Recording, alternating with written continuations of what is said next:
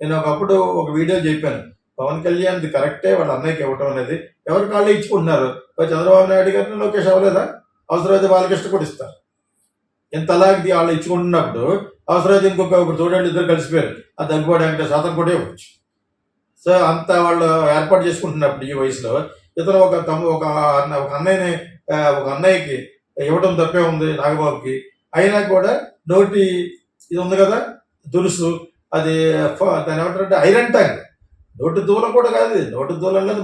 మాలాగా మాట్లాడేవాళ్ళు అప్పుడప్పుడు ఏకవచన ప్రయోగం చేసేవాడిది చేస్తే సినిమా వాళ్ళు కొంచెం అదని దాన్ని నోటుదూలు అంటారు. ఇది నోటుదూలు కాదు, తెలిసి కంటెంట్ తెలిసి ఐరన్ ట్యాంక్ అనమాట. అది అలా మాట్లాడితే ఆ ఎదుటి వాళ్ళ గుండెల్లో బాణాలా గుచ్చుకునే మాటలు మాట్లాడేవాడే నాగబాబు. అది తప్పది.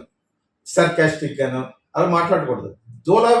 నోటి దూల ఈజ్ డిఫరెంట్ ఫ్రమ్ ఈ యాసిడ్ పోషట్ మాట్లాడడం అనే దానికి దీనికి సంబంధం లేదు. ఇతను మాట్లాడేది యాసిడ్ పోషట్ ఉంటుంది.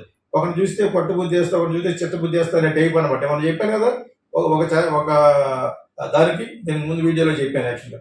ఆ విధంగా ఇతను వర్మ అనే ఇండైరెక్ట్ గా కర్మ అంటాం ఆలూరులో నాట్ అట్ ఆల్ కరెక్ట్. అతనికి ఇప్పుడు బళ్ళా మినిస్టర్ ఇస్తే ఇంకెన్ని కర్మలు అనుభవించాలో పవన్ కళ్యాణ్ అనిపిస్తుంది యాక్చువల్గా. మధ్యదాకా బలైపోయింది అతను.